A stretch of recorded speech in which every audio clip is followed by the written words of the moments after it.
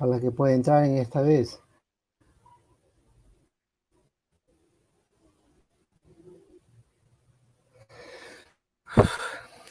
Caramba.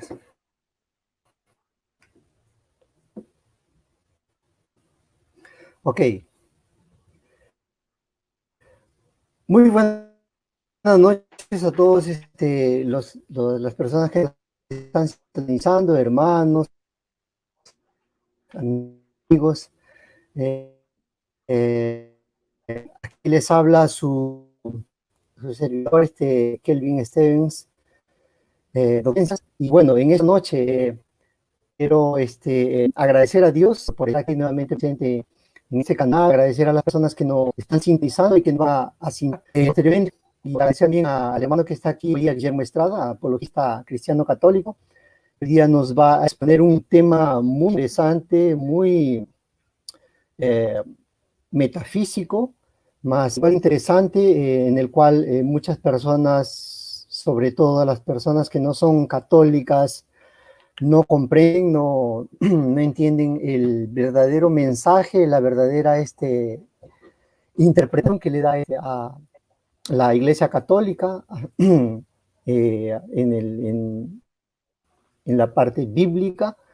Y bueno, para eso está nuestro hermano Guillermo Estrada, para hacernos enseñarnos acerca de los puntos clave, de los puntos básicos sobre este tema. El tema es: el purgatorio es bíblico. Entonces, nuestro hermano aquí, Guillermo Estrada, tiene la noble que doy la entrada para que usted se presente, para aquellas personas que no lo conocen.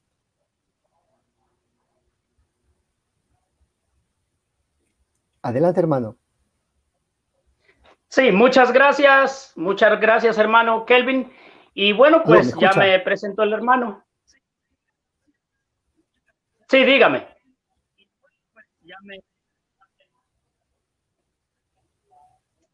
Sí, continúe. Muy bien. Bueno, como ya lo dijo el hermano, mi nombre es Continúe, Guillermo hermano. Estrada y vengo a exponer la doctrina de el purgatorio. Lo primero que vamos a tener que decir, hermano Kevin, y a los hermanos que se van a estar conectando, que el purgatorio es 100% bíblico e irrefutable. Solamente una persona con mala intención que no quiera entender es que no va a aceptar la doctrina del purgatorio, porque está en muchísimos textos bíblicos.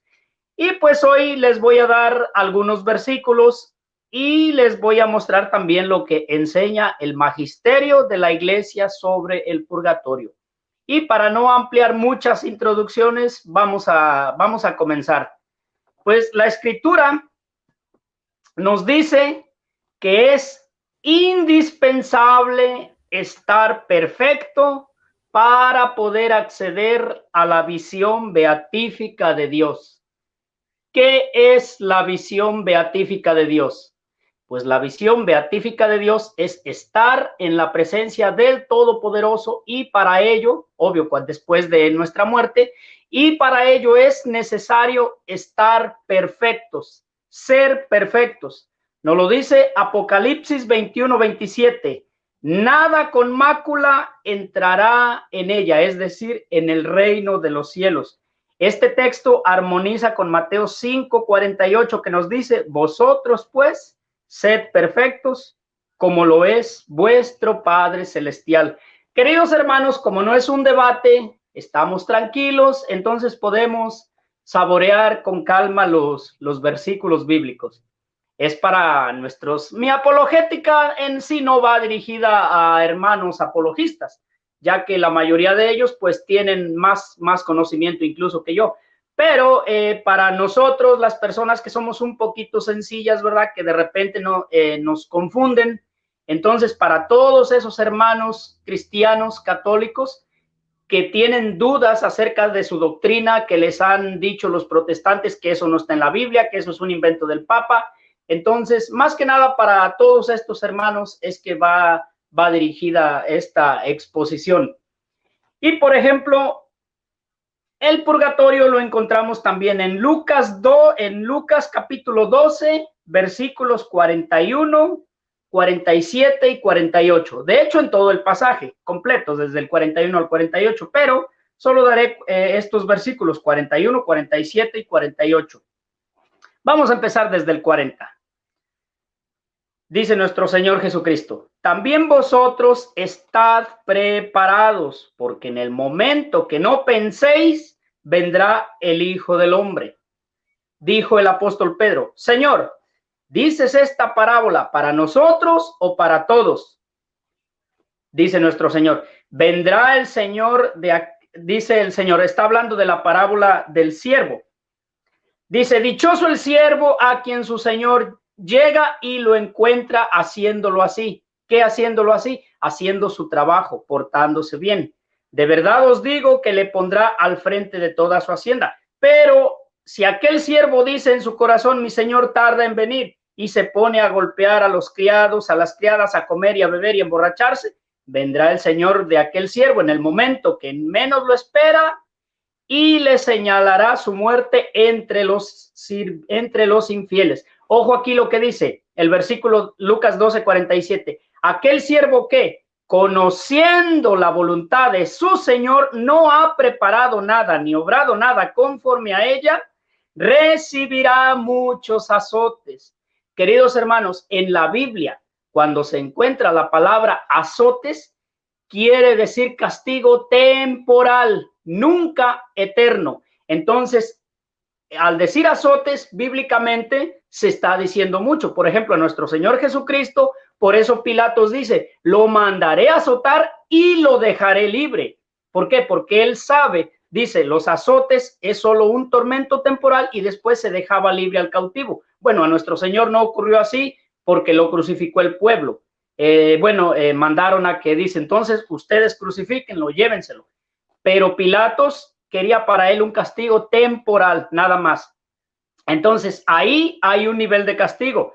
Repito, aquel siervo que, conociendo la voluntad de su Señor, no ha preparado nada ni obrado nada, recibirá muchos azotes, es decir, mucho castigo. El 48, aquel que no la conoce y hace cosas dignas de azotes, es decir, se porta mal, pero no es plenamente consciente de la voluntad de Dios, recibirá pocos. Ojo, la Escritura está diciendo que habrá un castigo de purificación para los que no son condenados eternamente. Y sigo leyendo con el versículo, Lucas 12:48. A quien se le dio mucho, se le reclamará mucho, y a quien se le confió mucho, se le pedirá aún más. Entonces, nos dicen: pero es que ahí no dice purgatorio.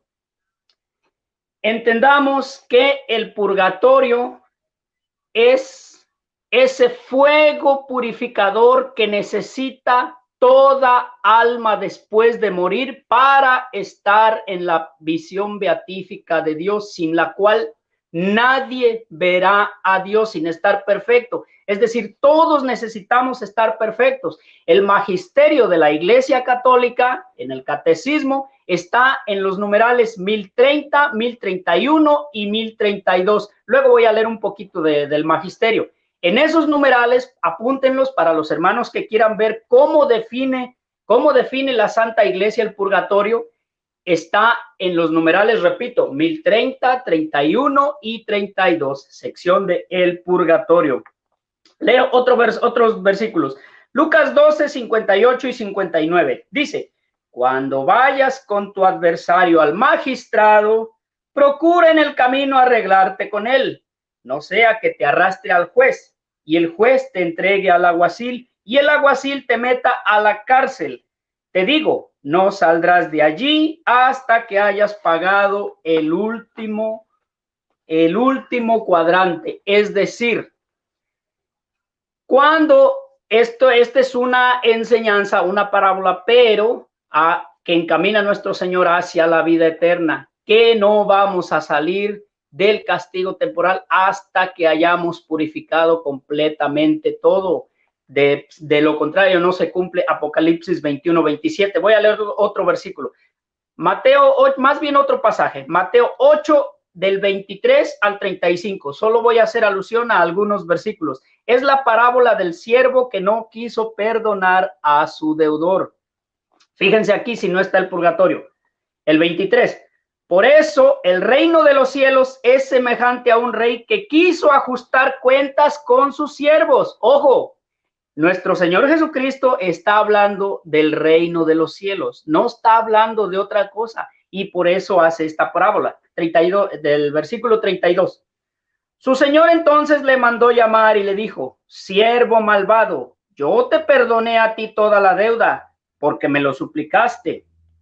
¿No deberías tú también compadecerte de tu compañero del mismo modo que yo me compadecí de ti?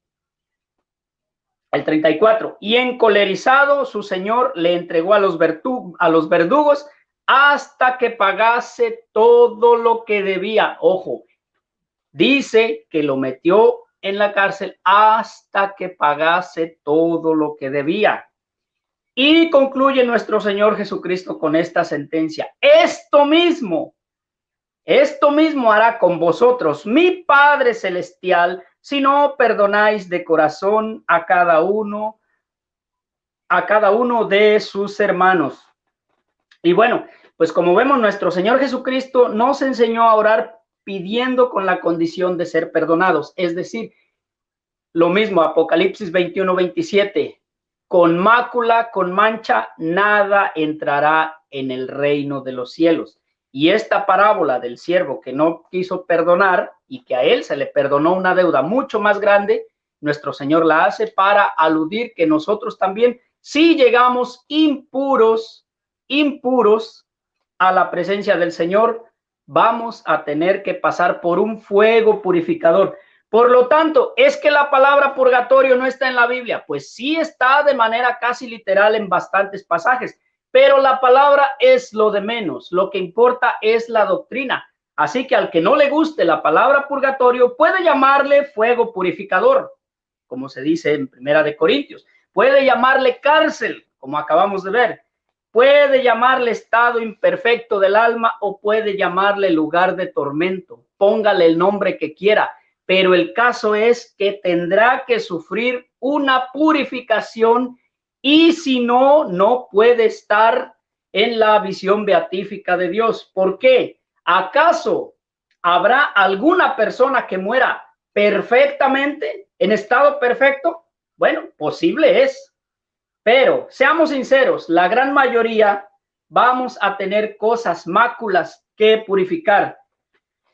Dice Mateo 12, 31 y 32. Por eso os digo, fíjense, todo pecado y blasfemia se perdonará a los hombres, pero la blasfemia contra el Espíritu Santo no será perdonada. Y al que diga una palabra contra el Hijo del Hombre, se le perdonará, pero al que la diga contra el Espíritu Santo, no se le perdonará ni en este mundo, ni en el venidero, o ni en el postrero. O otras traducciones dicen ni en este siglo, ni en el siglo venidero. Da igual, está hablando que no se va a perdonar ni en esta vida, ni en la otra.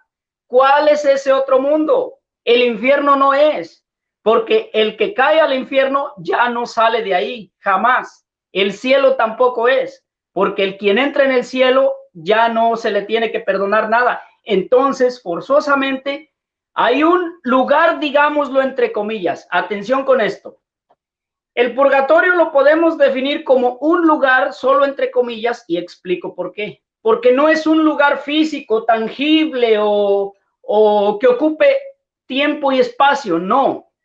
Es la Iglesia Católica, el magisterio lo define como un estado del alma, pero por lenguaje humano, por sencillez, le podemos llamar un lugar, pero no es en sí literalmente un lugar, que quede claro eso. Entonces, es un lugar donde necesitamos purificarnos, no porque lo digo yo, porque lo dice la Escritura. Desde el Antiguo Testamento se hace alusión a esto. Daniel 12, del 9 al 10 dijo, anda, Daniel, porque estas palabras están cerradas y selladas hasta el tiempo del fin. Muchos serán lavados, blanqueados y purgados. Muchos serán lavados, blanqueados y purgados. Para todos los que no les gusta la palabra purgatorio y que piden tanto, ¿dónde dice purgatorio? Bueno, Purgatorio no, pero dice purgados. Purgatorio es eso, purgar, purificar. Zacarías 13, 8 y 9. Y sucederá en toda esta tierra, oráculo de Yahvé, que 2/3 serán en ella exterminados, perecerán, y el otro tercio quedará en ella. Yo la meteré en el fuego, y este tercio los purgaré como se purga la plata, y los probaré como se prueba el oro. Habla de purificación.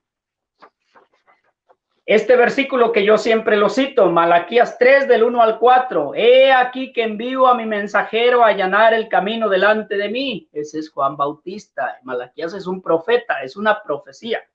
Y enseguida vendrá a su tiempo el Señor a quien vosotros buscáis. He aquí que viene, dice Yahvé Sebaot.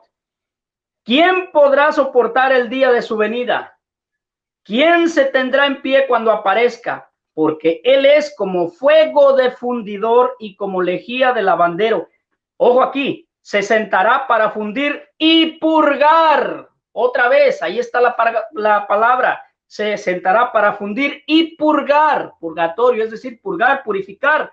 Purificará a los hijos de Leví y los acrisolará como el oro y la plata. Y serán para Yahvé los que presentan la oblación de justicia. Entonces será grata a Yahvé la oblación de Judá y de Jerusalén.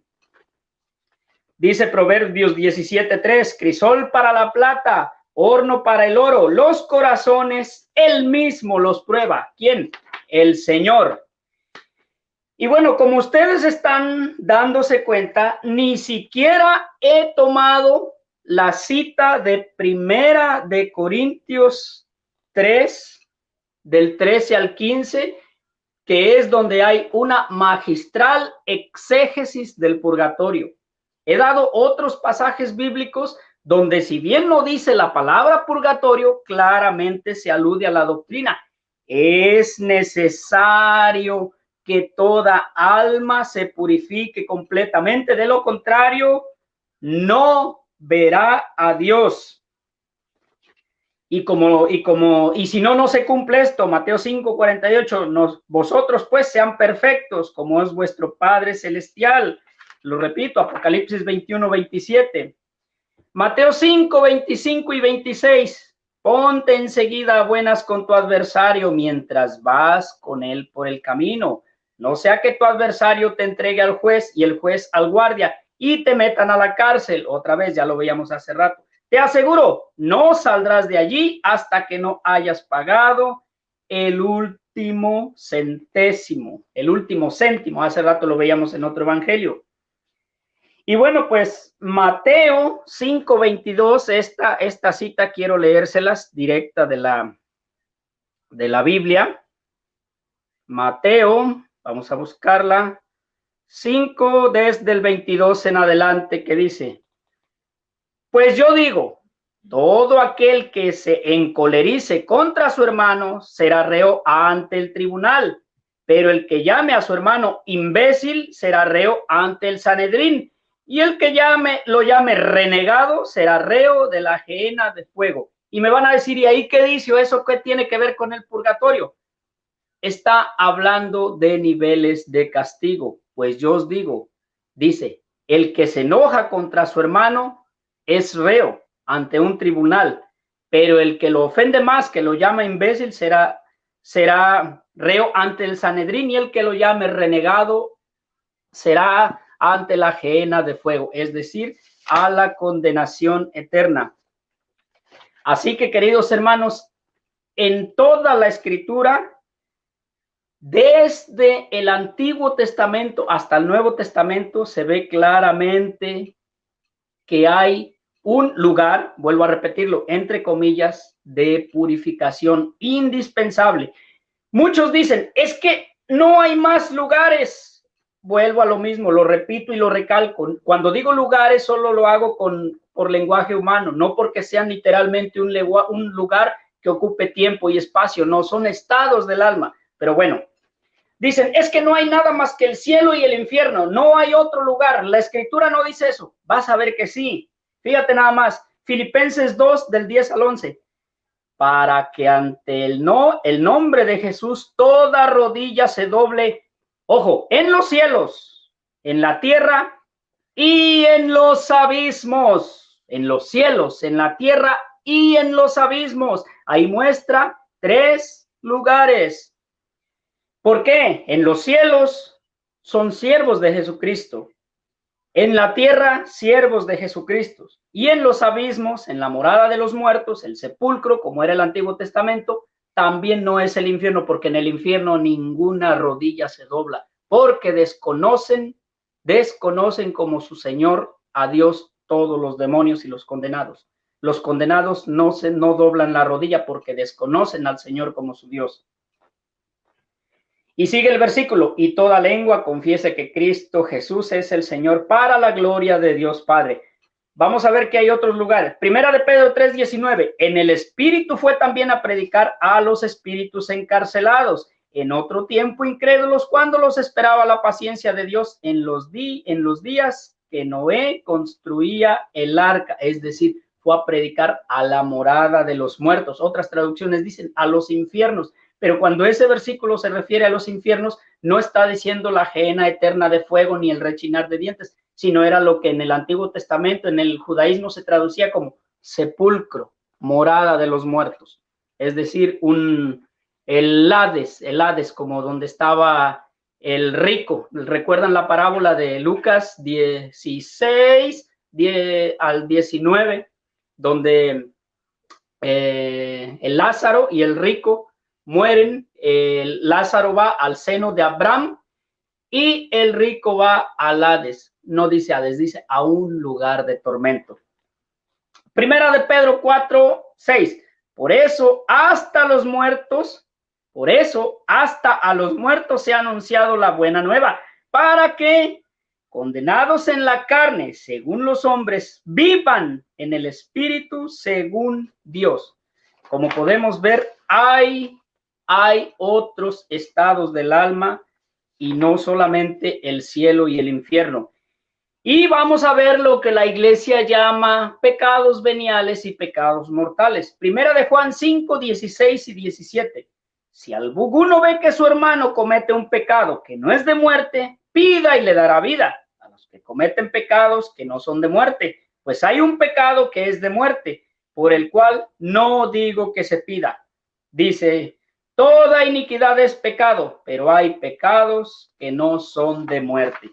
Así que hay pecados que son de muerte, que la iglesia los llama pecados mortales. Y hay pecados que son veniales, es decir, más ligeros, que la iglesia llama pecados veniales. Aunque, como dice el apóstol, toda iniquidad es pecado.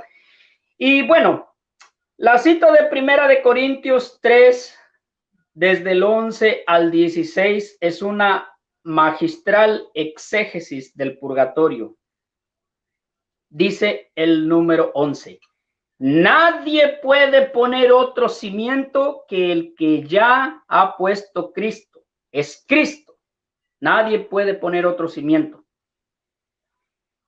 Y si construye sobre este cimiento, o sea, sobre el cimiento de Cristo, que sería el oro, plata y piedras preciosas, vive. Y dice el apóstol, hay otro cimiento que es madera, heno y paja. Se queman, desaparecen. Versículo 13. La obra de cada cual quedará al descubierto, es decir, los hechos que cada uno realicemos en vida, en el juicio van a quedar al descubierto. Dice, la manifestará el día que ha de revelarse el fuego, y la calidad de la obra de cada cual la probará el fuego. Es decir, todo nuestro proceder lo va a probar el fuego. Ojo aquí.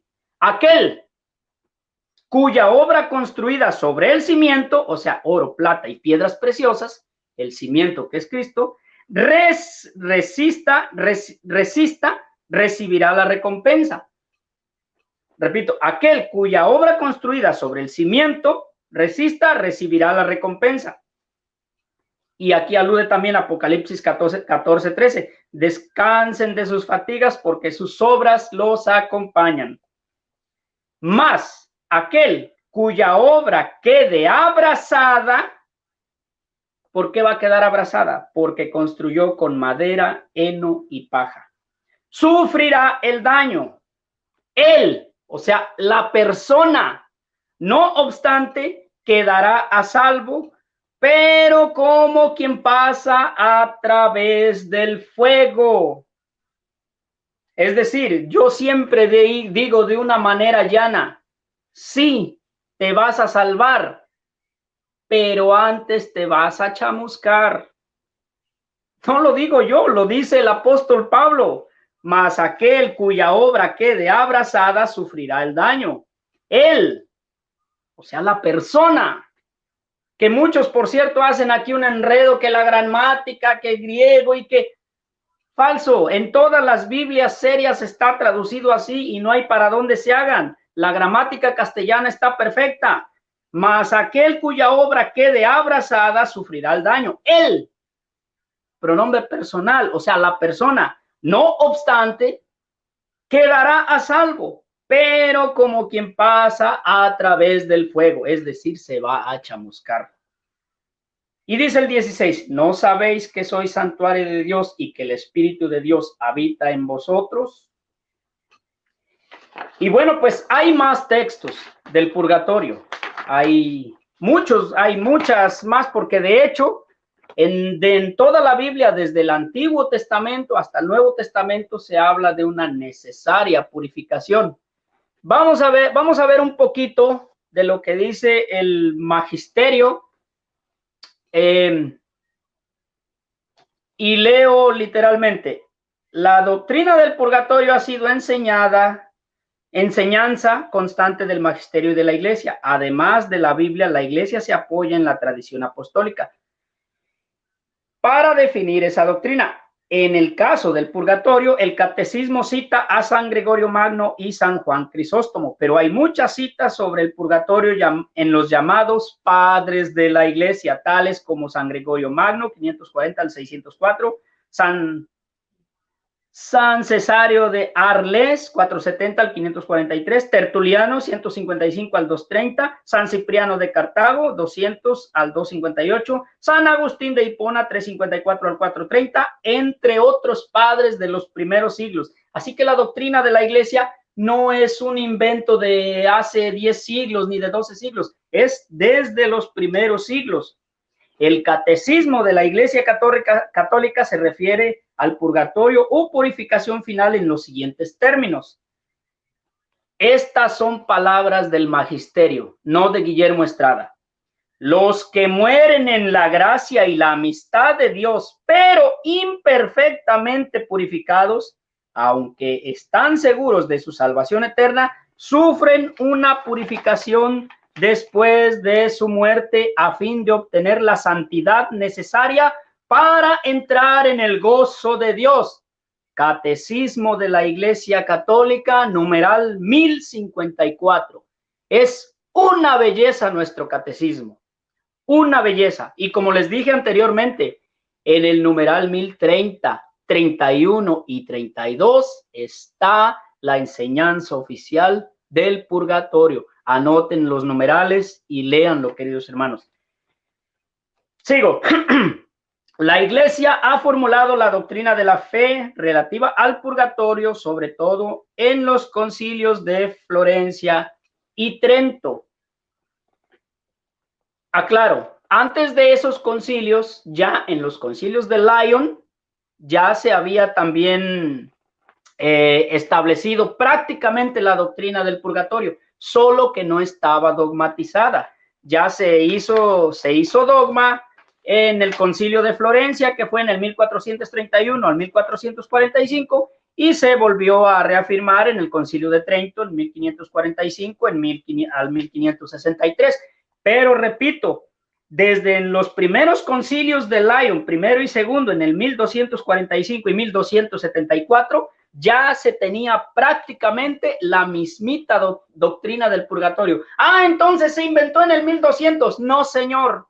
Es una doctrina que se ha creído desde los primeros siglos por la tradición, con T mayúscula, la santa tradición. ¿Cuál tradición? La tradición cristiana desde los primeros padres de la iglesia, siglo a siglo.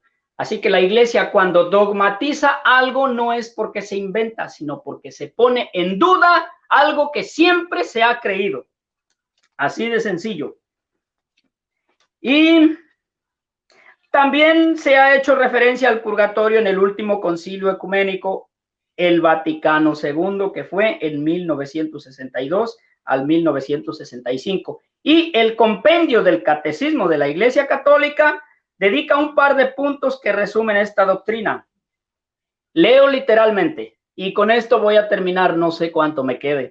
El purgatorio es el estado de los que mueren en amistad con Dios, pero aunque están seguros de su salvación eterna, necesitan aún de purificación para entrar en la eterna bienaventuranza, en la virtud de la comunión con los santos, es decir, lo que es la visión beatífica de Dios. Los fieles que peregrinan aún en la tierra pueden ayudar a las almas del purgatorio ofreciendo por ellas oraciones de sufragio, en particular el sacrificio de la Eucaristía, pero también con limosnas y obras de penitencia. Compendio de la Iglesia, compendio del Catecismo de la Iglesia Católica 2010-2011. Y la Iglesia Católica, usando un lenguaje actual, explica la doctrina del purgatorio en los siguientes términos. Durante nuestra vida terrena, siguiendo la exhortación evangélica a ser perfectos como el Padre Celestial, Mateo 5:48, estamos llamados a creer en el amor para hallarnos firmes e irreprochables en presencia de Dios Padre en el momento de la venida de nuestro Señor Jesucristo, con todos sus santos. Primera de Tesalonicenses 3:12 y siguientes. Por otra parte, estamos invitados a purificarnos de toda mancha en la carne y del espíritu, segunda de Corintios 7 y primera de Juan 3:3, porque el encuentro con Dios requiere una pureza absoluta. Hay que eliminar todo vestigio de apego al mal y corregir toda imperfección del alma. La purificación debe ser completa y precisamente esto es lo que enseña la doctrina de la Iglesia sobre el purgatorio. Este término no indica un lugar. Ojo, es lo que yo decía. Este término no indica un lugar, sino una condición de vida, un estado del alma. Quienes después de la muerte viven en un estado de purificación ya están en el amor de Cristo, que los libera de los residuos de la imperfección. Según la doctrina de la Iglesia Católica, hay una diferencia sustancial entre el cielo, entre el infierno y el purgatorio, y esto no es un infierno temporal, propiamente hablando. Solo en el infierno se da una verdadera pena de daño, ya que ella es el castigo ultraterreno a la adversión total de Dios, que no se da en las almas del purgatorio. Sin embargo, pueden distinguirse. Es como les decía hace rato, para que toda rodilla se doble en los cielos, en la tierra y en los abismos. En el cielo todo es perfecto. En la tierra se le da gloria a Dios. Y en los abismos, que puede ser el sepulcro, como dice el apóstol Pedro, la morada de los muertos, el purgatorio, esas almas son de Cristo. Por eso no están condenadas eternamente y no tienen aversión a Dios. Por eso en nuestra liturgia popular, ojo, estoy diciendo liturgia popular, le decimos el santo purgatorio. ¿Por qué? Porque son almas que son salvas. Y bueno, pues hay muchos de los padres de la iglesia sobre el purgatorio. Por ejemplo, están Perpetua en el 181 al 203 que habla del purgatorio. Estoy viendo el reloj y quiero pensar que me quedan 9 minutos. Está Aversio de Hierápolis. Solo voy a leer 2 o 3 citas patrísticas para que vean. Voy a leer, por ejemplo, vamos a ver lo que dice. Es que hay bastantes. Vamos a ver lo que dice Gregorio de Niza, 331 al 394 después de Cristo. Cuando él renuncia a su cuerpo y la diferencia entre la virtud y el vicio es conocida, no puede acercarse a Dios hasta no haber purgado con fuego que limpia las manchas con las cuales su alma está infectada. O sea, Gregorio de Niza está hablando aquí totalmente del purgatorio. Dice, ese mismo fuego es en otros, es decir, en los que tienen aversión, la corrupción de la materia y la propensión al mal. Está hablando el otro fuego, el fuego eterno de los que tienen total aversión a Dios. Pero Gregorio de Niza habla literalmente del purgatorio. Vamos a ver qué dice Agustín de Hipona, 354 al 430. Fíjense esta cita, prácticamente hace lo de Corintios. Señor, no me arguyas en tu indignación, no me halle entre aquellos a quienes has de decir, id al fuego eterno que está preparado para el diablo y sus ángeles. Es lo que les decía, hay un fuego para los que tienen total aversión a Dios. Sigo, ni me corrijas en tu furor, sino purifícame en esta vida y vuélveme tal que ya no necesite yo de fuego corrector atendiendo a los que han de salvarse, aunque no obstante, como a través del fuego. Agustín de Hipona está hablando de Primera de Corintios 3, del 13 al 15. ¿Por qué acontece esto si no es porque edifican aquí sobre el cimiento leña, paja o heno? ¿Tenían duda? Si hubiesen edificado sobre el oro, plata, piedras preciosas, estarían libres de ambas clases de fuego, no solo de aquel eterno que ha de atormentar para siempre a los impíos, sino también de aquel que corregirá a los que han de salvarse a través del fuego. Primera de Corintios 3, del 13 al 15. San Agustín está dando una cátedra, una exégesis de esos versículos. Y vamos a ver si hay muchos, tengo bastantes, tengo un libro completo, pero vamos a ver lo que dice Gregorio Magno, 540 al 640. Tal como uno sale de este mundo, así se presenta al juicio, pero se ha de creer que hay un fuego purificador para expiar las culpas leves antes del juicio.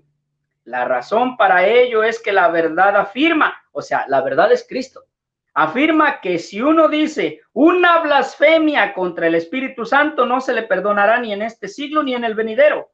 Con esta sentencia se da a entender que algunas culpas pueden perdonarse en este mundo y algunas en el otro, pues lo que se niega respecto a unos hay que comprender que se afirma en relación a otros. Sin embargo, tal como ya he dicho, se ha de creer esto, se refiere a pecados leves y de menor importancia. Eso dice Gregorio Magno, que ve en Mateo 12:32 en adelante el fuego del purgatorio.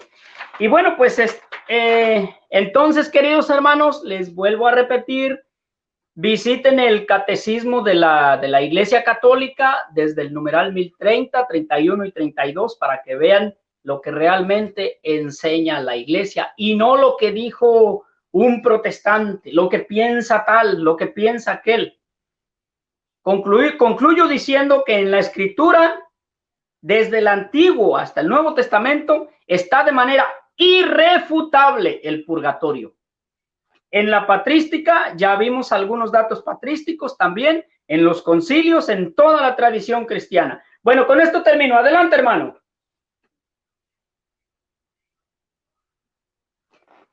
Hey, muchas gracias. Gracias, hermano, por excelente exposición. Estaba atentamente escuchando todo lo que usted estaba diciendo, apuntando, haciendo mis anotaciones para hacer algunas preguntas.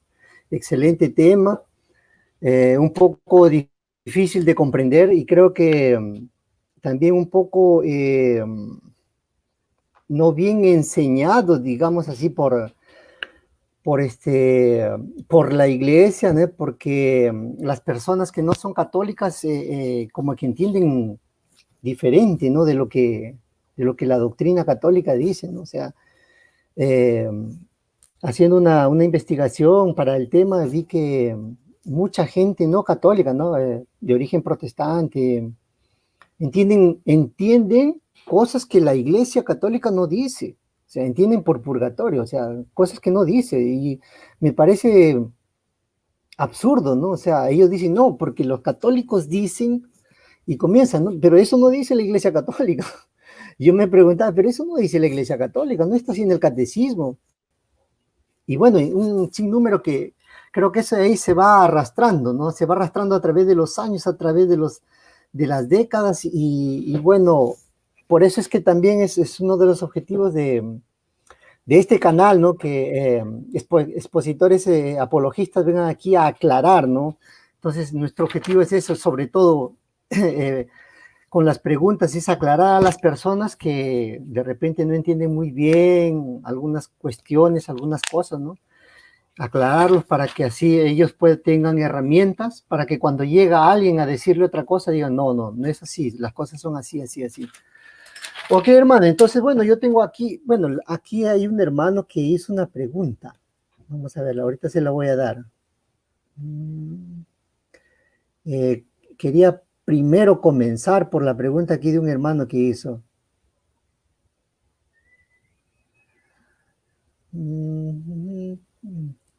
Creo que estaba por aquí.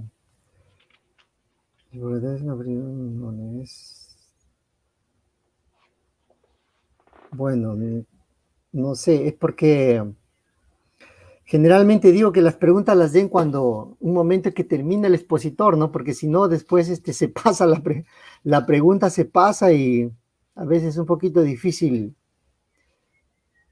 encontrarla nuevamente. A ver, aquí está, dice, a ver, dice, ¿desde cuándo el dogma de fe, el del purgatorio, desde cuándo es, no?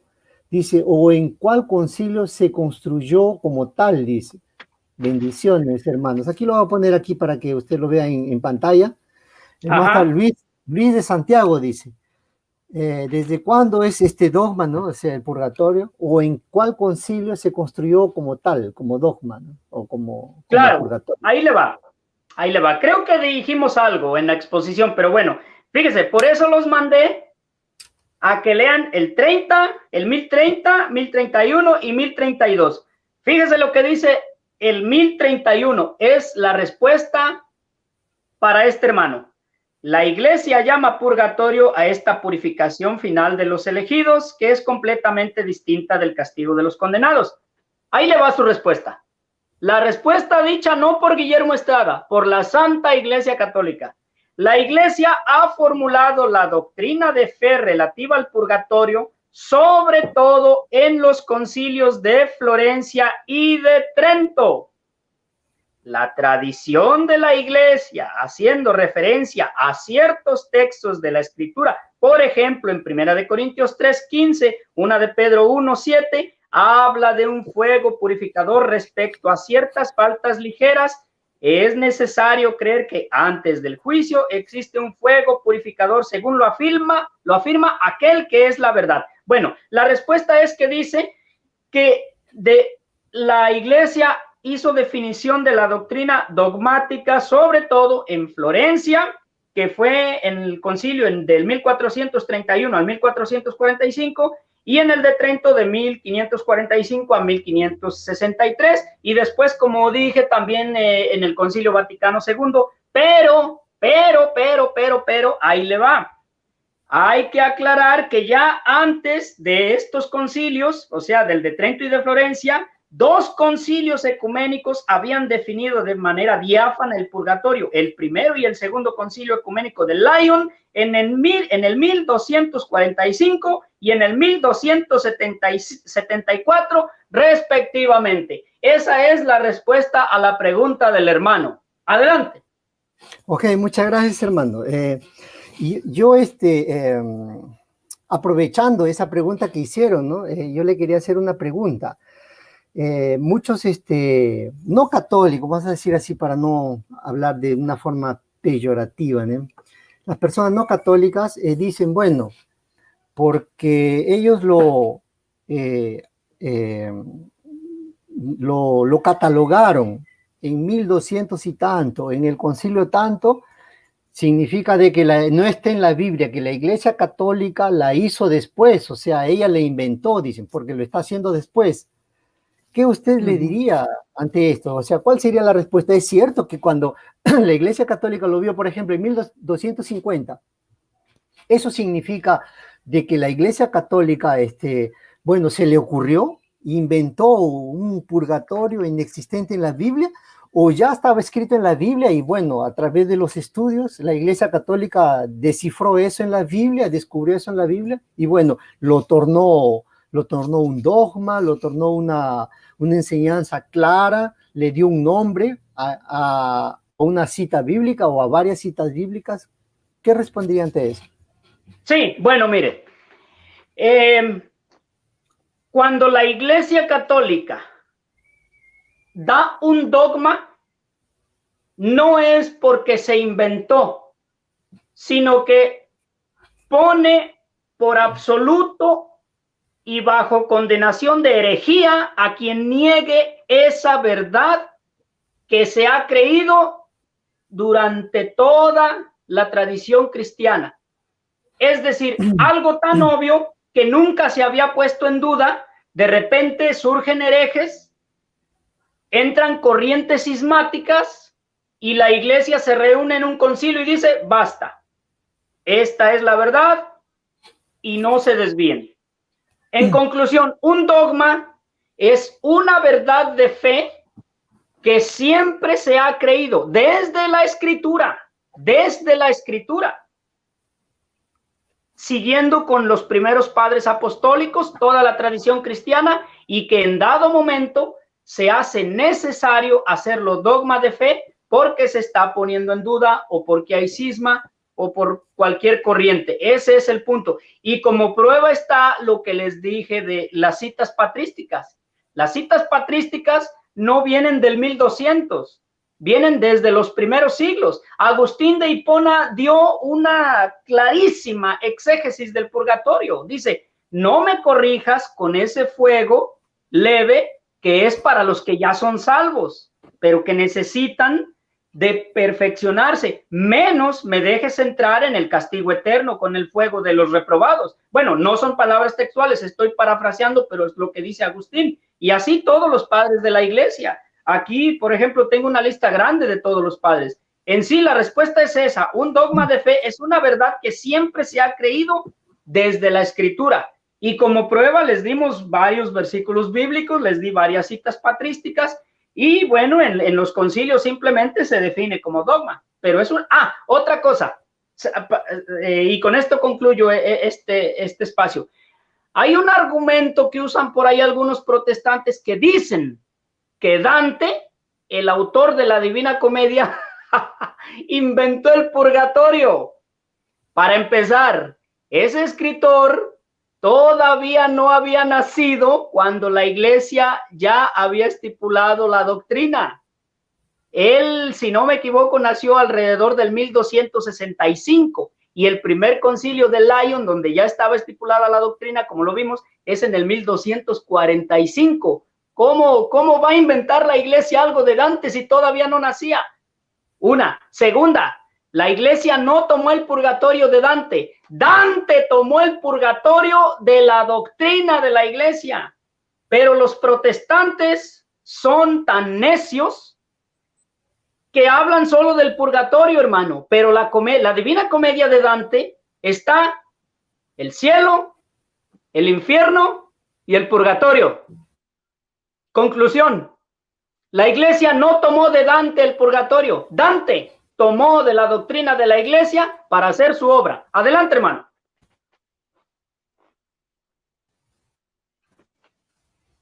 Hermano, bueno, yo le voy a hacer ahora unas preguntas ya lo ha dicho, ¿no? Ya lo has puesto bien, pero me gustaría usted que sea bien conciso para que las personas capten la idea, ¿no? O sea, capten exactamente. Si usted puede con una palabra, dos palabras, sería mejor, ¿no? Bueno, usted había hablado sobre el purgatorio, y yo le preguntaría, ¿todas las personas van al purgatorio? ¿O hay algunas que van directamente al cielo a encontrarse con Dios? O sea, ¿qué condición debe tener una persona para ir al purgatorio? Claro, bueno, lo resumo así sencillito. Para ir al cielo directamente, si yo me muero, necesito estar perfectamente purificado y perfecto, cosa que en mi persona es imposible. Ahora, ¿puede ser posible? La iglesia dice que sí puede haber personas que mueran en tal amistad con Dios que vayan derechitos al cielo. Sí es posible, en los numerales lo aclara, pero honestamente, yo personalmente no creo que haya nadie, porque incluso un mal pensamiento, por pequeño que sea, tendría que purificarse. Pero yo no voy a contradecir la enseñanza de la iglesia. La iglesia dice que sí es posible. Quien muera en estado perfecto va directamente al cielo. El que no, tendrá que purificarse. Adelante. Ok, gracias.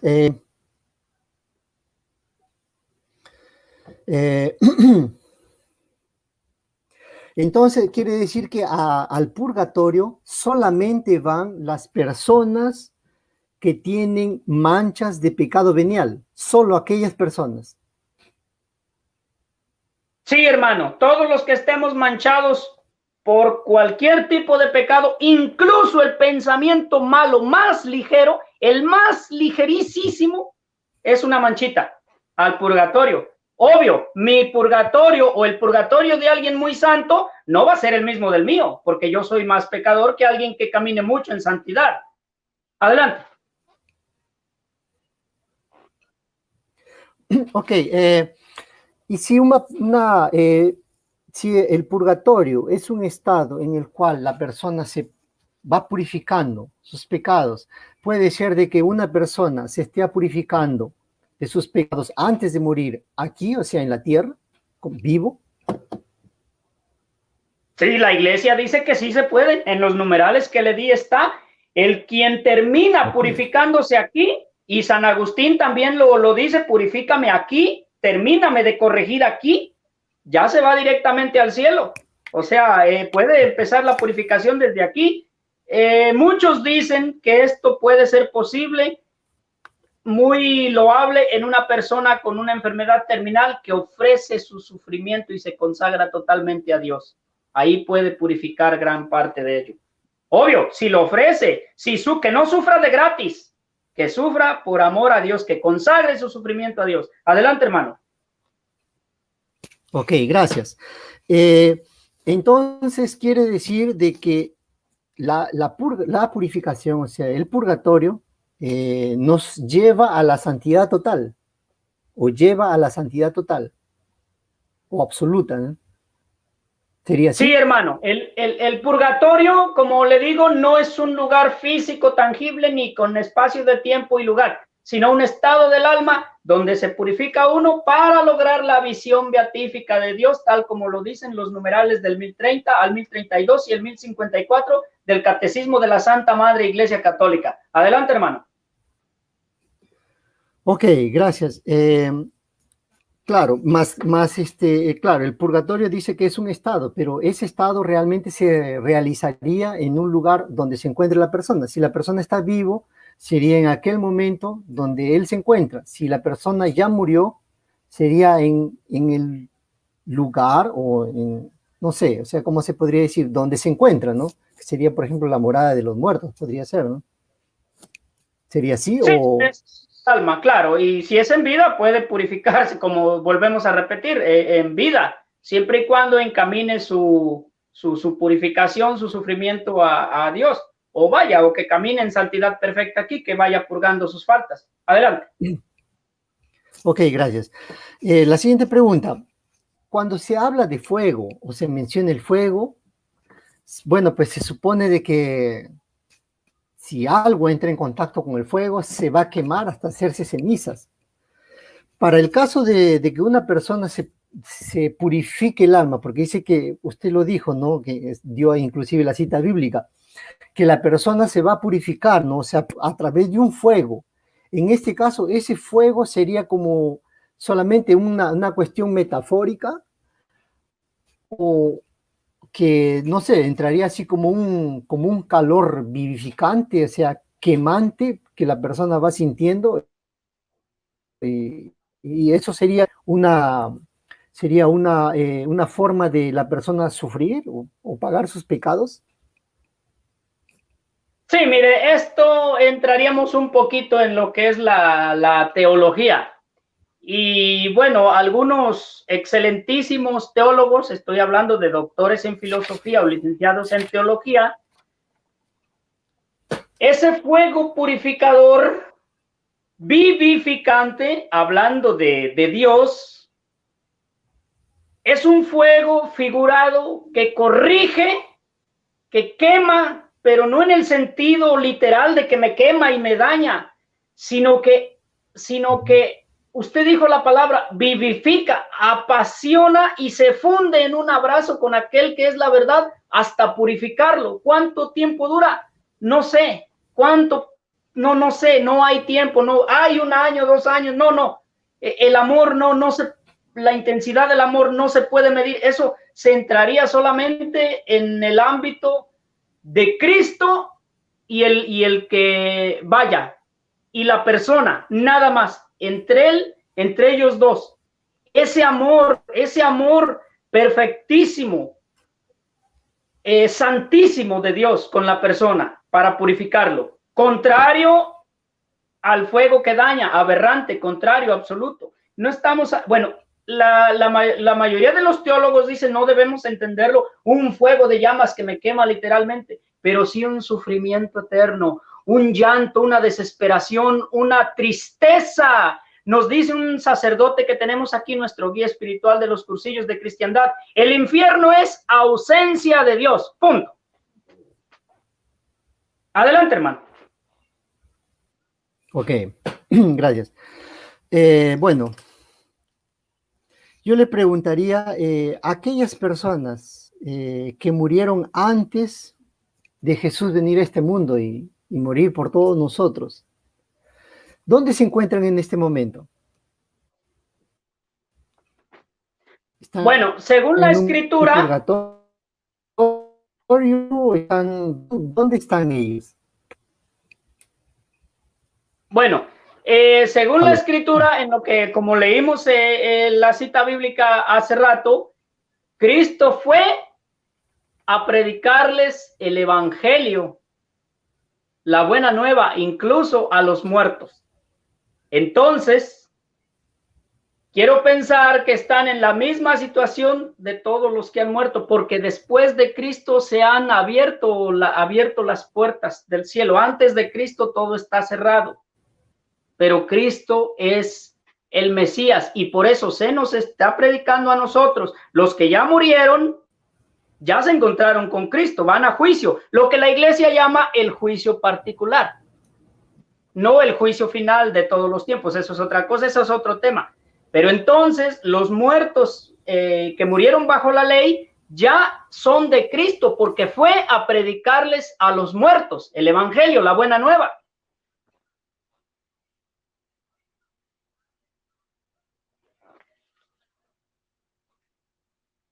Adelante, hermano.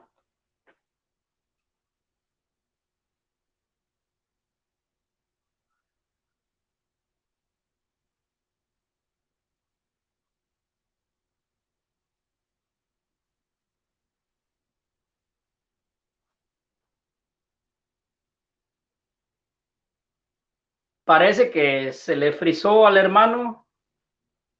¿Aló? ¿Me escucha, hermano? ¿Aló? ¿Me escucha? Ya. Sí, adelante, hermano, adelante. Disculpa, se había cortado y perdí una parte de su respuesta. Más bueno, no hay problema. Ahora, la siguiente pregunta yo le haría, ¿es verdad que si la blasfemia contra el Espíritu Santo no será perdonada ni en este siglo ni en el otro, significa que una persona que haya pecado va a estar por siempre en el purgatorio? Porque yo he escuchado a varias personas no católicas que dicen, pero ¿cómo puede ser posible?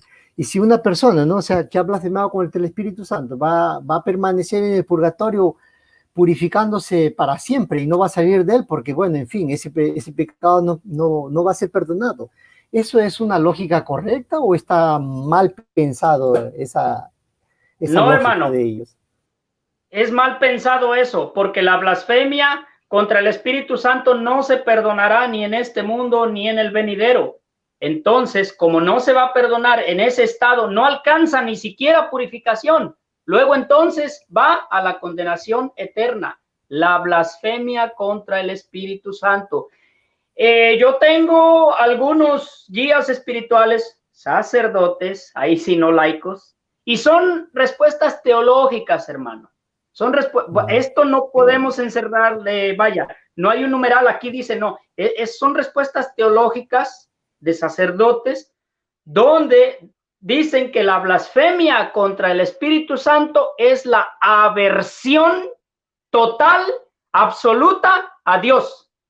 Es decir, a mí Dios no me importa, hago lo que quiero y no me interesa lo que Dios diga, piense, opine. Es decir, la blasfemia contra el Espíritu Santo es un hermetismo total, un rechazo absoluto a Dios. Dígame quién lo va a perdonar así. Esto lo dijo en una conferencia el licenciado en teología y doctor en filosofía, el excelentísimo sacerdote español, doctor Fernando Colomber. Adelante, hermano.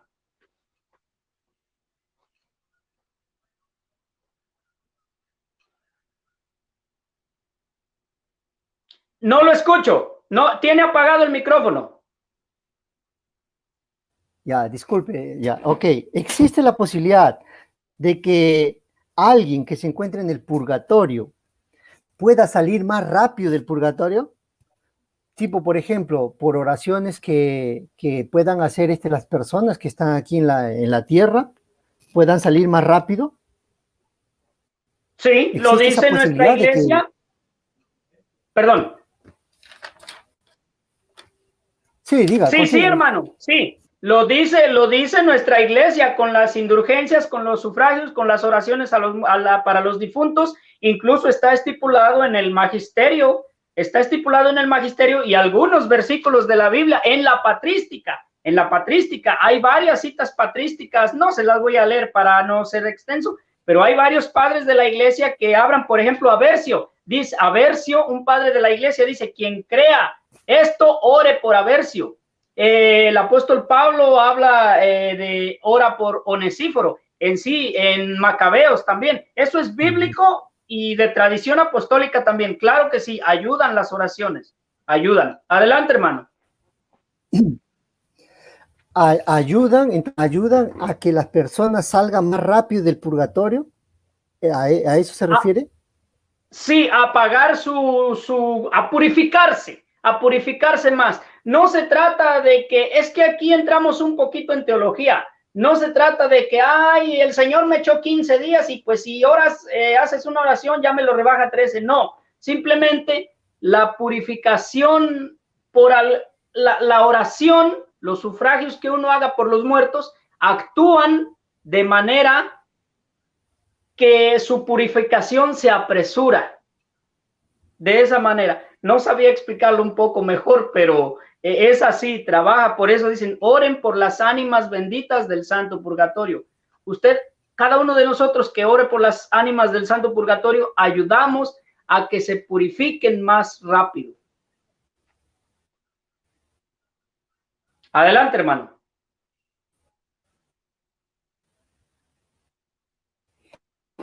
Yeah, yo le persona no católica diciendo eso, más ¿cómo es posible que si la persona está para pagar sus penas en el purgatorio, va a haber una forma de que él salga más rápido del purgatorio? O sea, por eso es que le hacía esa pregunta, ¿no?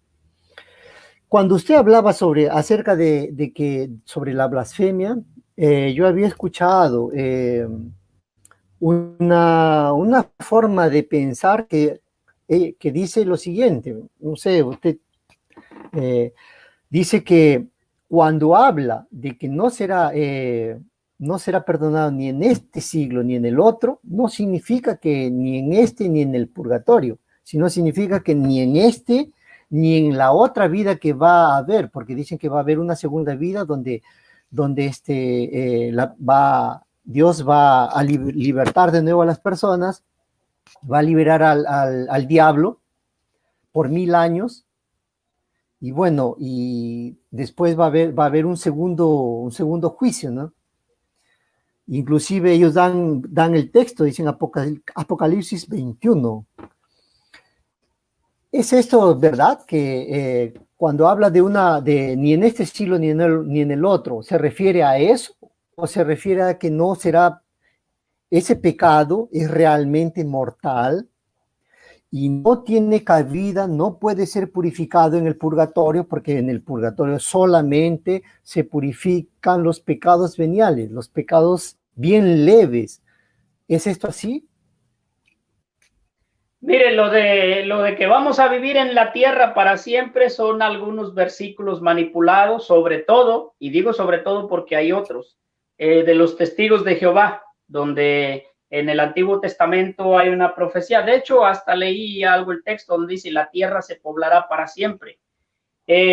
La escritura, lo que nos dice nuestro Señor Jesucristo en los evangelios, incluso en el Apocalipsis, es que vamos a ir a la nueva Jerusalén celestial, y todo lo podemos encontrar en el capítulo 25 de Mateo, donde está pues lo que yo le llamo el examen final. Vengan benditos de mi Padre, y va a ser en la nueva Jerusalén celestial.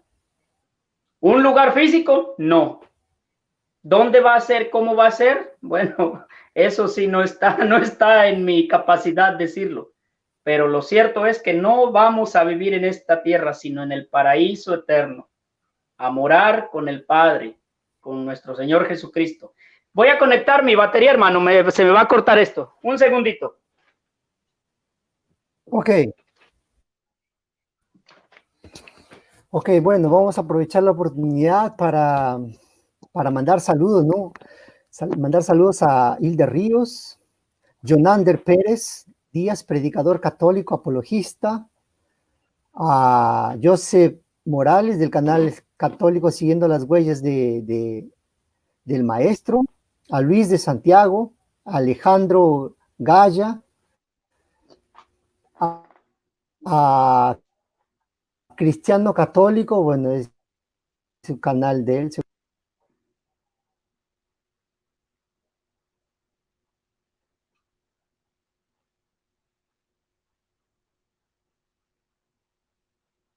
Parece que se le cortó al hermano. Yo no veo los comentarios de ustedes, queridos hermanos, en pantalla. Vamos a esperar a que regrese el hermano.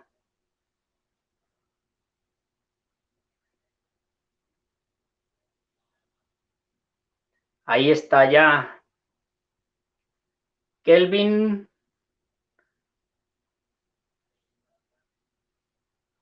Disculpe, Parece que tiene se un fue poquito de problemas con su internet. Entonces, ahí está el hermano ya.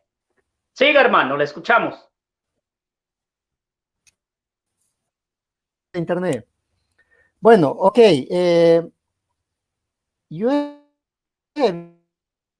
había visto de que San Cipriano, una persona no católica, no voy a mencionar su nombre, dice que San Cipriano dijo lo siguiente: cuando se haya salido de aquí, no hay lugar para la penitencia ni la satisfacción, que desconoce el purgatorio, o es un invento más de las personas no católicas. Habla de un padre de la iglesia que dijo que no había purgatorio, de San Cipriano. ¿A eso se refiere? Sí, San Cipriano. Dice que sí, que San Cipriano desconoció el purgatorio, diciendo: cuando se haya salido de aquí, no hay lugar para la penitencia, ni la satisfacción tiene ningún efecto, ni la satisfacción tiene ningún efecto. ¿Es verdad eso? ¿O es Mire, más un es invento que ellos, de las personas no católicas? Sí, ellos le van a salir siempre con algún padre de la iglesia y que San Agustín dijo esto, manipulado, hermano, manipulado, falso. El 90% de las objeciones protestantes son pura charlatanería, pura manipulación y falsedad. Voy a leer algo de San Cipriano, a ver qué encontramos. ¿Me permite?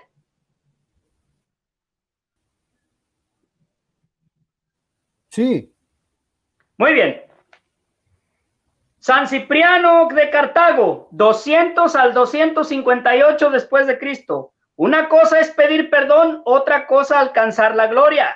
Una cosa es estar prisionero sin poder salir hasta que haya pagado el último centavo, y otra recibir al mismo tiempo el salario de la fe y el valor. Una cosa es ser torturado con el largo sufrimiento por los pecados para ser limpiado y completamente purgado por el fuego. Otra es haber sido purgado de todos los pecados por el sufrimiento. Una cosa es estar en suspenso hasta la sentencia de Dios en el día del juicio. Otra es ser coronado por el Señor.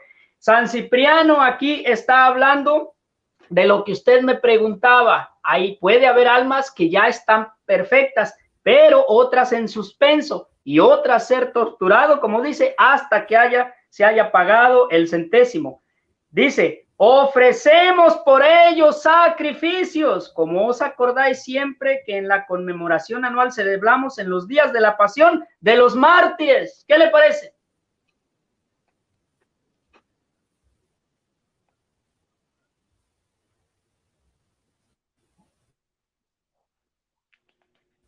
¿Aló?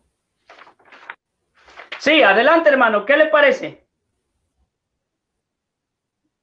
Ah, ya, ok, gracias. No, es porque a veces se corta, no está muy bien la comunicación, por eso es que la última partecita no la escuché más, no hay problema. Si lo han escuchado los demás, lo importante es que los demás escuchen bien. Ok, gracias por su respuesta, hermano. Otra cosa que yo en esta revisión que he hecho es para aprender un poco sobre el tema. Había escuchado que también hay no católicos, bueno, yo diría anticatólicos, personas que odian a la Iglesia Católica, ¿no? Porque, o sea, se da para ver de la forma que hablan, que tienen un odio, ¿no? Un odio visceral.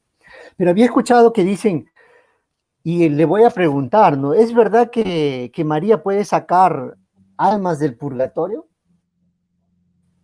¿Y cómo sería este saque si ella puede hacerlo, ¿no? Sería antes de que ellos se purifiquen, después que se purifiquen, ¿cómo sería? ¿Es verdad eso primeramente, no? Que María pueda sacar almas del purgatorio. Vamos, la iglesia nos dice que no solo María, todos podemos ofrecer sufragios para acelerar la purificación de los que están en esa condena temporal. Ahora, si María puede sacar a alguien, vente para acá. No tengo al alcance ahorita algo de la iglesia que diga, hermano. Y la verdad no me gusta hablar cosas, opinar cosas que desconozco. No sé, algún punto que diga el magisterio, el derecho canónico sobre los santos, sobre la Santísima Virgen, si tenga esa potestad o no, no lo sé.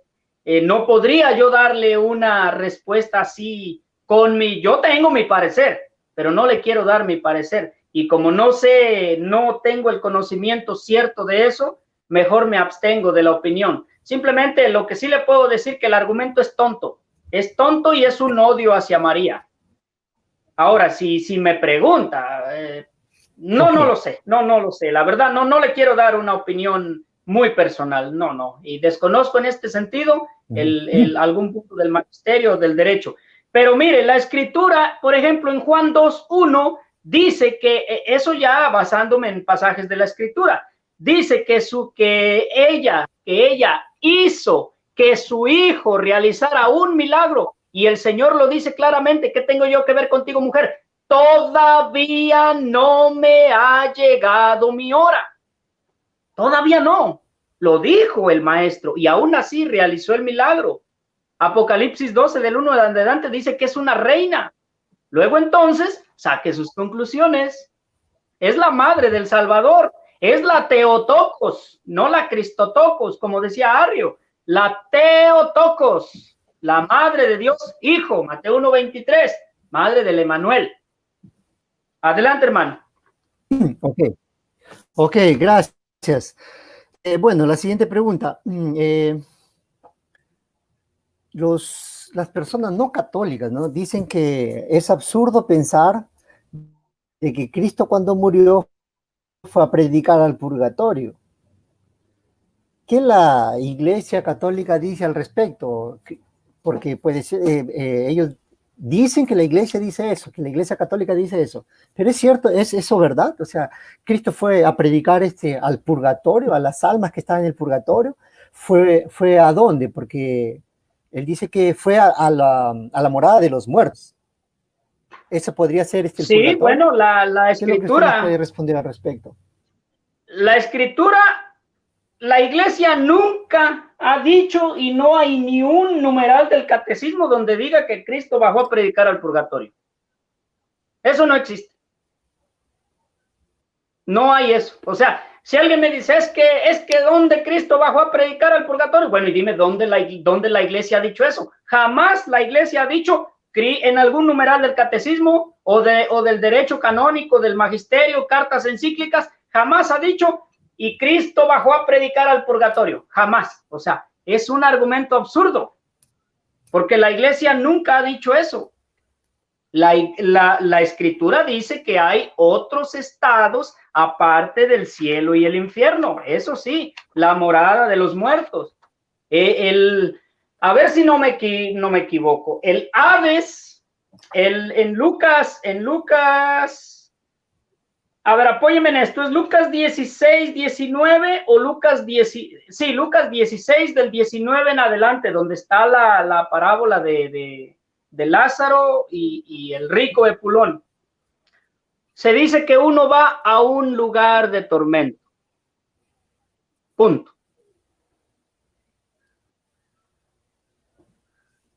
Entonces, ese lugar, ¿qué es el purgatorio? Un lugar de tormento. Entonces el rico estaba en el purgatorio. Estaba en un lugar de tormento. Punto. Así lo dice la escritura. Y fue a un lugar de tormento. Entonces, okay. ¿Por qué? Y a él, y ojo, esa es la morada de los muertos, porque para ellos todavía no estaba el cristianismo, porque está Cristo predicando, pero lo que él iba a establecer. En sí, el purgatorio es una doctrina cristiana, hermano, cristiana, para el cristianismo. Y Cristo mismo es ese fuego purificador. Entonces, ¿cómo va a bajar a predicar si el fuego purificador es Cristo? El purgatorio es eso, un fuego purificador. El de Cristo Jesús. Es una doctrina cristiana que Cristo estableció, no antes. Antes estaba la morada de los muertos, que había un lugar de tormento. Luego entonces hay estados también diferentes al cielo y el infierno. Adelante, hermano. Ok, gracias. Ok. Y yo le quería hacer bueno, tal vez una última pregunta. El ladrón bueno que se arrepintió ahí en la cruz con Jesús y que Jesús le dijo, ¿no? De cierto te digo que hoy día estarás conmigo en el paraíso.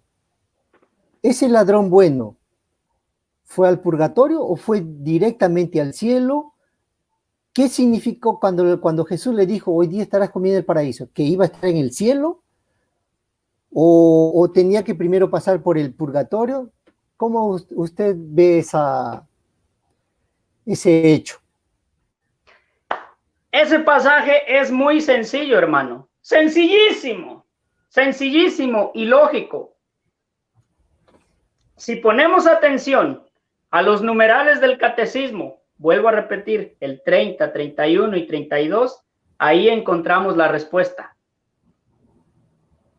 O en el 1054, como lo leí. Dice que los que mueren en total amistad con Dios van directamente al cielo. Yo le pregunto, ¿el buen ladrón murió o no murió en total amistad con Dios? Claro, sí, murió. Ahora, dígame, ¿usted quiere más purgatorio del que tuvo el ladrón? ¿Le parece poco el haber estado crucificado, desangrándose y asfixiarse? Ahí estuvo su purgatorio.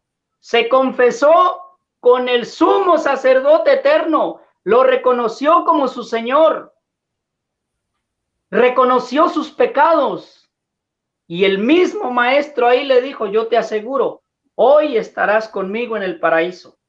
Ahí purgó su condena en el sufrimiento con Cristo. Ahí con el mismo maestro, se confesó con él, lo reconoció como su Señor y murió en amistad con él. ¿Dónde fue? Pues donde dice la Escritura, hoy estarás conmigo en el paraíso. Punto. Adelante, hermano. Ok, muchas gracias. Bueno, la última pregunta que le quería hacer. Las personas no católicas, algunas personas no católicas dicen que San Agustín, ¿no? San Agustín, o sea, tentan invalidar la doctrina del purgatorio a través de San Agustín, que dicen que San Agustín, él se dejó influenciar por pensamiento socrático, porque dicen que Sócrates, él tuvo esa forma de pensar al inicio, ¿no? O sea, sobre el purgatorio. Inclusive hay un libro que escribió Platón, que es Fédon, ¿no? Donde habla, habla sobre el purgatorio. Entonces dicen, bueno, la Iglesia Católica, ese dogma lo trajo, ¿no? Lo trajo a la vista de las personas a través de esa influencia que ejerció Sócrates en San Agustín. ¿Qué usted diría al respecto? De que la iglesia trajo lo del purgatorio por San Agustín. A través de una influencia socrática, sí, a través de porque fue, según algunos protestantes dicen de que el purgatorio fue inventado por Sócrates. Y que Sócrates y que San Agustín tuvo una influencia socrática, ¿no? Y que a través de eso, bueno, la Iglesia Católica estableció definitivamente el dogma del purgatorio. Uy, hermano, ¿se imagina para... a ver, creo que se le... Sí, ¿me escucha? Sí, sí, le escucho. Ok, mire, ellos pueden dar toneladas y toneladas de argumentos absurdos.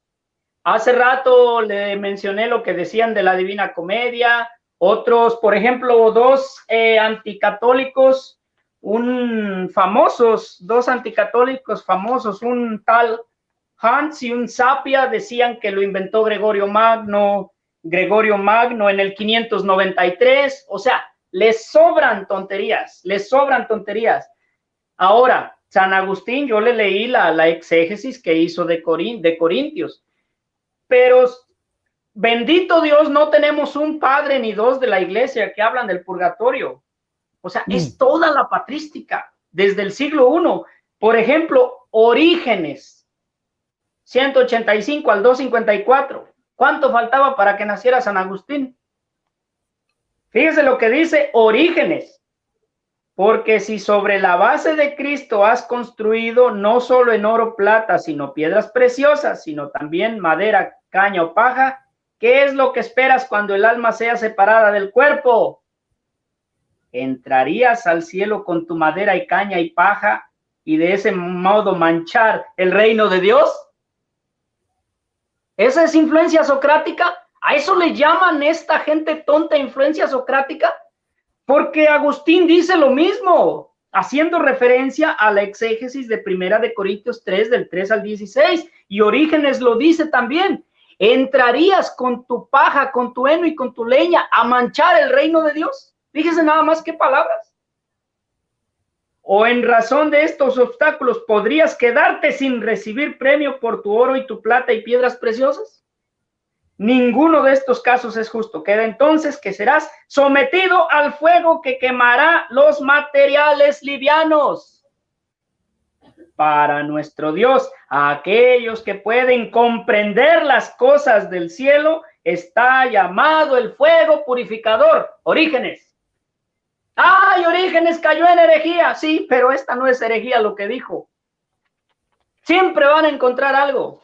Pero si lo vuelvo a repetir con San Agustín, básicamente dice lo mismo.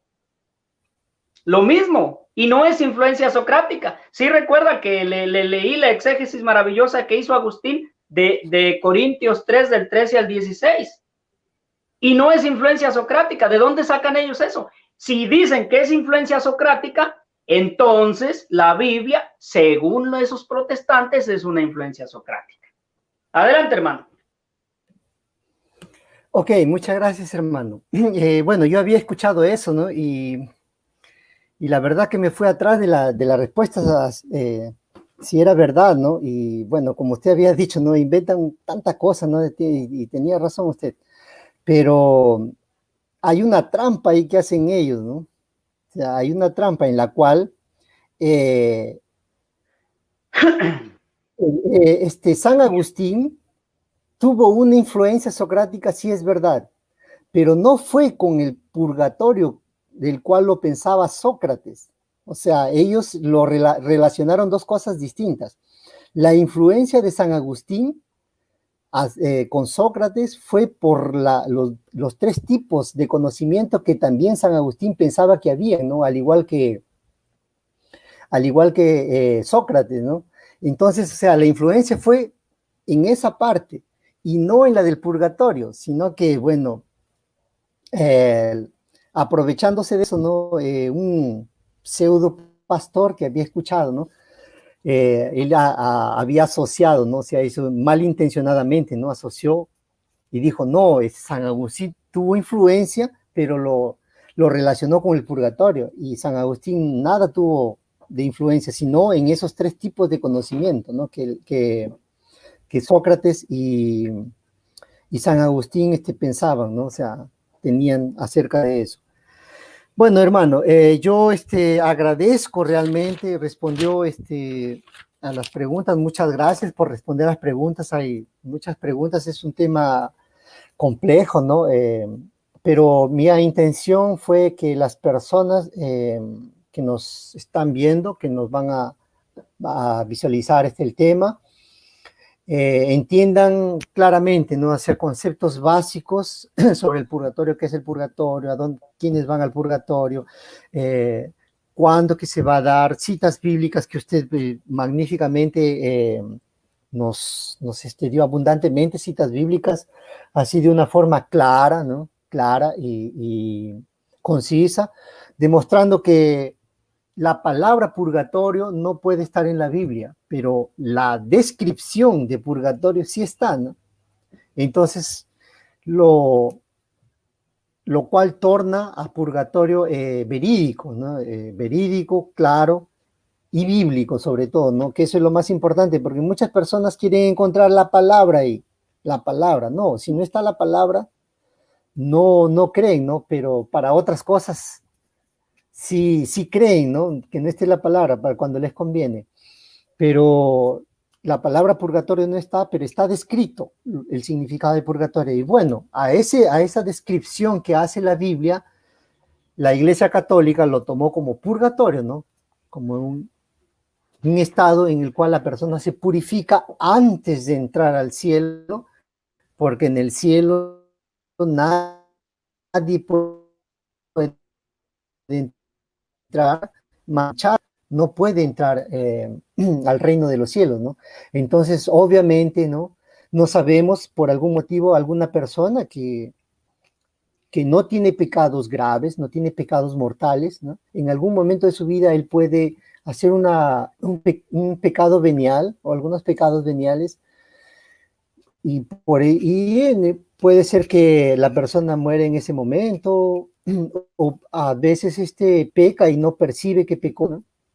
Y muere y no puede ser justo de que por un pecado venial la persona no vaya al cielo, ¿no? Entonces primero tiene que purificarse, tiene que limpiarse antes de entrar al cielo. Y como usted dijo también, ¿no? Hay personas que pueden ir directamente al cielo, ¿no? Sin pasar por por el purgatorio, ¿no? Porque tuvieron una vida excelente, una vida de humildad, una vida de acuerdo a los reglamentos que estableció el Señor Jesús. También es el caso, ¿no? Entonces, hermano, muchas gracias. Yo le agradezco por su exposición, por su tiempo. Realmente fue claro. Creo que dio exactamente para definir claro, para poder tener argumentos. Las personas tengan argumentos para cuando alguien quiera engañar, ¿no? Quiera decir cosas que la iglesia no lo dijo. Usted mencionó el catecismo también, que es muy importante. Y bueno, yo le agradezco su presencia, gracias, muchas gracias. Con certeza lo vamos a invitar nuevamente para otro tema. Dios quiera que usted tenga bien nuevamente visitarnos aquí al canal para enseñarnos un poco más sobre la doctrina, la doctrina católica, la doctrina cristiana, y para, bueno, aclararnos cuestiones de la Biblia, ¿no? Que la Biblia dice, porque no todo en la Biblia está claro, ¿no? Hay algunas cosas que están claras, otras cosas que son un misterio, unas cosas que fueron un misterio y que la Iglesia Católica ya las reveló, otras que aún se mantienen en misterio y que la Iglesia Católica continúa avanzando a través del estudio teológico, y que, bueno, es así, ¿no? Un proceso evolutivo, así como la santificación es un proceso evolutivo. Vamos de menos a más, ¿no? Lo importante es no detenernos. Le agradezco profundamente que haya tenido a bien. Gracias, muchas gracias. No sé si alguna cosa, no sé, algún resumen, alguna idea que de repente no usted quiera darla, ¿no? O algún mensaje que quiera transmitir a todas las personas sobre el tema. Bueno, en este momento puede hacerlo.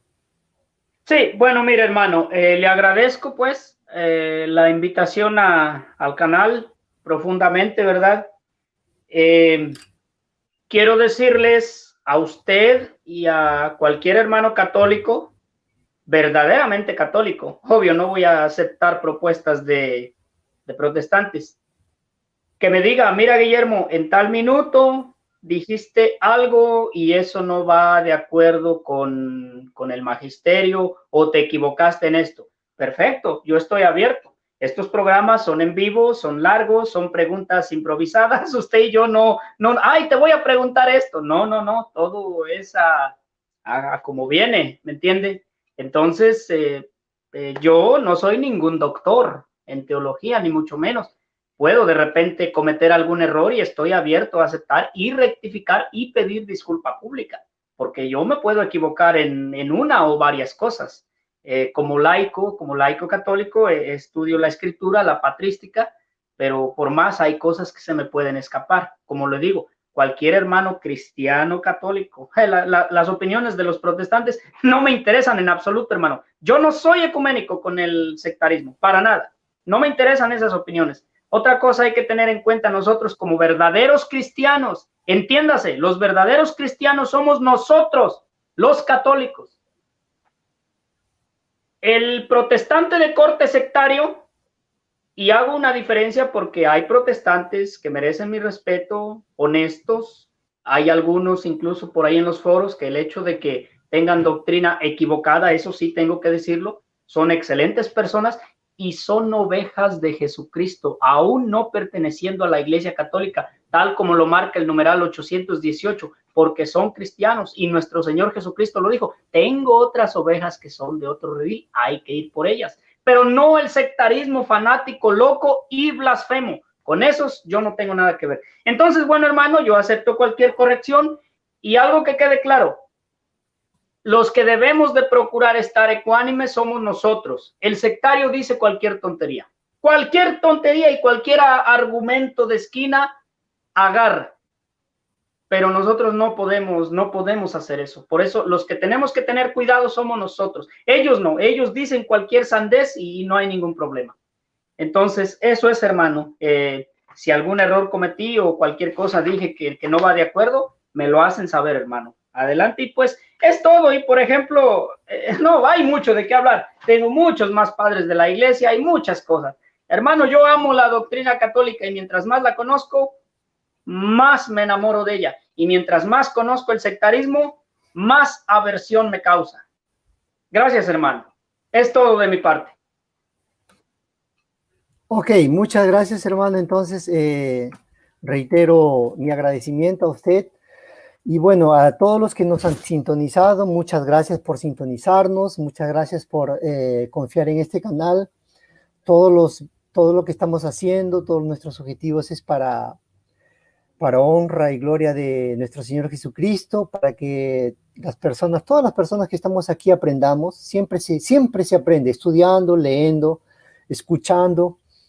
Siempre aprendemos algo más. Por más que hayamos estudiado bastante, siempre cada vez que estudiamos o siempre que volvemos a ver un tema, siempre aprendemos más un detalle o más varios detalles que en nuestra anterior lectura o en nuestro anterior estudio no lo vimos, no lo apreciamos. A veces otros hermanos ven algunos detalles, examinan mejor que probablemente algunas personas o cuando leemos no apreciamos. Entonces nuestro objetivo también es ese, ¿no? De que todo no se llega a saber. Entonces siempre estamos aprendiendo. Con ustedes hemos aprendido bastante hoy día. Estoy seguro que las personas que nos han visto también han aprendido bastante hoy día. Le agradezco mucho. Agradezco a Dios infinitamente por estar en este momento con usted compartiendo esta enseñanza. A todos los hermanos que nos han sintonizado, sean católicos, no sean católicos, a todos los que nos van a visualizar, por favor vean, analicen nuevamente el video, comparen los pasajes bíblicos que el hermano dio, analícenlo, pidan ayuda al Espíritu Santo. Y bueno, si tienen alguna otra pregunta, ya le había dicho el hermano, colóquenla ahí, que esa pregunta lo voy a encaminar al hermano para que el hermano que ha expuesto el tema, bueno, lo responda. Muchas gracias por todo, por continuar siguiéndonos. Quiero agradecer también a las personas que nos están ayudando en la divulgación, a Joseph, ¿no? A Joseph Morales, mi hermano Joseph Morales del canal católico Siguiendo las Huellas del Maestro, que está haciendo un esfuerzo descomunal, ayudándonos también en todos los foros a divulgar el canal. A Huella Católica, a todos los hermanos que han pasado por aquí, expositores, a Max Roper, ¿no? a Elmer Arana, a Frankie Garcés, a Mónico Vázquez, al hermano Marcelo Xandaburú, en fin, a todos los que han pasado, a todos los que nos sintonizan, a todos los que han estado aquí en este momento, muchas gracias. A todos, que Dios nos bendiga abundantemente, que Dios nos dé sabiduría, entendimiento, nos ilumine y que siempre esté presente en nuestras vidas para que podamos seguirlo, ¿no? Porque la vida cristiana no es fácil, ¿no? Pero con Cristo todo se torna posible, ¿no? Con Dios todo se torna posible. Entonces, muchas gracias a todos, les agradezco. Disculpen las interrupciones de la internet. Hoy día no ha estado muy bien la internet, no sé qué ha pasado, pero bueno, mismo así, gracias a todos, gracias hermano, y bueno, será hasta el próximo tema, el tema que va a ser el día 30 de este mes, y el domingo 30 de este mes va a ser a las 4 p.m., horario de Monterrey, México, 6 de la tarde, hora de Río de Janeiro, Brasil, y nuestro hermano apologista cristiano católico invitado es Miguel Puentes, que nos va a traer el tema muy interesante: ¿cuáles son las características que tiene la iglesia que Cristo fundó. El hermano va a venir aquí a darnos una enseñanza acerca de características de la iglesia que Cristo fundó. Interesantísimo tema, estoy seguro que vamos a aprender todos mucho acerca de este tema. Y bueno, Dios mediante, agradezco a todos. Muchas gracias, hermano, que Dios nos bendiga abundantemente a todos. Y bueno, será hasta el día 30 de este mes.